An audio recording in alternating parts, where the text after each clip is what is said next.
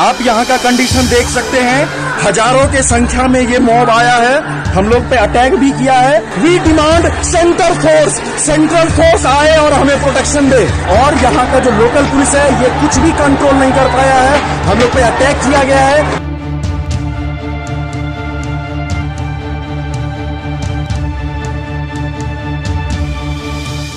कोलकाता के जिस सेमिनार में अभया चीखती रही, चिल्लाती रही, उस सेमिनार हॉल को तोड़ दिया गया। उस पर भीड़ ने हमला किया। उसकी तस्वीर देखकर आप समझ सकते हैं कि साजिश के तहत ऐसा किया गया है। सीबीआई जांच शुरू होने से पहले ही सबूतों को मिटाने की साजिश रची गई है।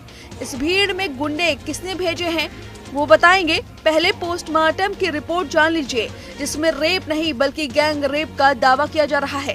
अभया को उसके माँ बाप ने किस हालत में देखा, आप जरा सुनिए, आपकी रूह कांप उठेगी। 9 अगस्त की सुबह कोलकाता में मायूसियत छा गई। आरजीकर सरकारी अस्पताल में एक और निर्भया मिली। आखिरी सांस ले रही थी। उस आखिरी सांस के दौरान उसके साथ हैवानियत हुई। 36 घंटे की शिफ्ट करने के बाद अभया आराम करने अस्पताल के सेमिनार हॉल में जाती है। करीब 4 बजे एक हैवान आता है, उस पर अचानक टूट पड़ता है। उसके चश्मे का कांच टूट जाता है, बावजूद इसके आंख में उसके मारता रहता है। खून निकलने लगता है और फिर उसके सीने पर मुक्के मारता है। जब निर्भया अधमरी हो जाती है, उसके आखिरी सांस में उसके साथ बलात्कार करता है। उसकी लाश मिली तो उसके पैर 90 डिग्री पर थे। उसके पैर चीर दिए गए थे। उसके माँ बाप को बताया गया कि उनकी लाडली ने सुसाइड कर लिया। 3 घंटे बाद जाकर माँ बाप अपनी लाडली को देख पाते हैं। शरीर पर एक कपड़ा नहीं, पैर चीरे हुए, आंखों से खून, प्राइवेट पार्ट खून से लथपथ। पुलिस को सेमिनार हॉल में एक नेकबैंड मिला। पुलिस ने अस्पताल के सीसीटीवी फुटेज को देखा। संजय रॉय करीब 11 बजे अस्पताल से बाहर जाता है और वापस करीब 4 बजे अस्पताल में घुसते हुए देखा जाता है। उस पर पुलिस को शक हुआ। पुलिस ने नेकबैंड को कनेक्ट किया और आरोपी संजय रॉय के फोन से कनेक्ट हो गया। तब पता चला कि संजय रॉय ने ही रेप किया है, लेकिन अब तक लग रहा था कि ये रेप हुआ है। फिर खुलासा हुआ कि ये रेप नहीं बल्कि गैंग रेप है। डॉक्टर सुवर्णा गोस्वामी ने बताया कि अभया के प्राइवेट पार्ट में 151 ग्राम सीमन मिले हैं। यानी ये किसी एक इंसान ने नहीं बल्कि 1 से ज्यादा लोगों ने गैंग रेप किया है। इसमें संजय रॉय के साथ और भी लोग शामिल थे। पूरा मामला सीबीआई को सौंप दिया गया है।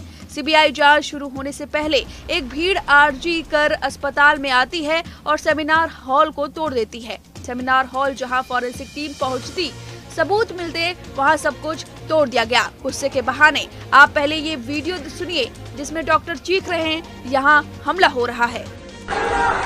हम लोग यहाँ के रेजिडेंट्स डॉक्टर हैं। आप यहाँ का कंडीशन देख सकते हैं, हजारों के संख्या में ये मॉब आया है, हम लोग पे अटैक भी किया है और इनका मेन टारगेट है कि जो भी एविडेंस है उसको टैंपर किया जाए। और यहाँ का जो लोकल पुलिस है ये कुछ भी कंट्रोल नहीं कर पाया है, हम लोग पे अटैक किया गया है। और ये सारे मॉब की स्थिति आप देख सकते हैं क्या किया है इन्होंने। हम लोग आरजीकर मेडिकल कॉलेज के रेजिडेंट्स डॉक्टर हैं, इन लोगों ने हम लोग पे अटैक किया। अभी हम लोग छुप के दौड़ के सभी भागे हैं। आप स्थिति देख सकते हैं यहाँ पे, it is completely uncontrollable. We demand central force आए और हमें प्रोटेक्शन दे।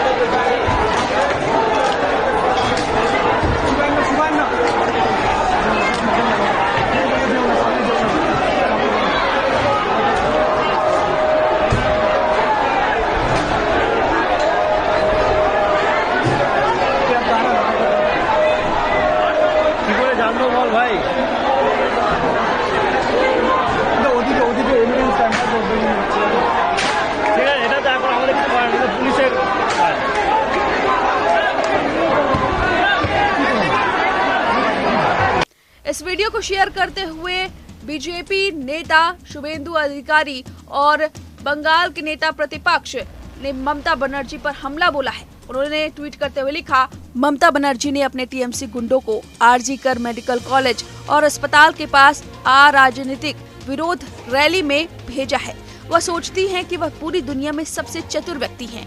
लोग इस चालाक योजना को समझ ही नहीं पाएंगे। प्रदर्शनकारियों के रूप में दिखाई देने वाले उसके गुंडे भीड़ में शामिल हो जाएंगे और आरजी कर मेडिकल कॉलेज और अस्पताल के अंदर बर्बरता को अंजाम देंगे।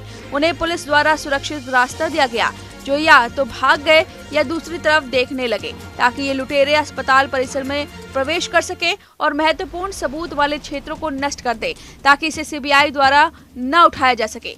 चूंकि वे मूर्ख टीएमसी गुंडे थे, वे योजना को अच्छी तरह से सही नहीं कर पाए और जब उन्होंने रेजिडेंट डॉक्टरों, पीजीटी और ट्रेनिंग डॉक्टरों के धरना मंच पर तोड़फोड़ की तो उनकी पहचान सामने आ गई। जो कोई एकजुटता दिखाने आया है वह विरोध प्रदर्शन के केंद्र को क्यों नष्ट करेगा? आखिरकार पूरे राज्य में शांतिपूर्वक विरोध प्रदर्शन हुआ, फिर आरजी कार में ही हिंसा क्यों भड़की?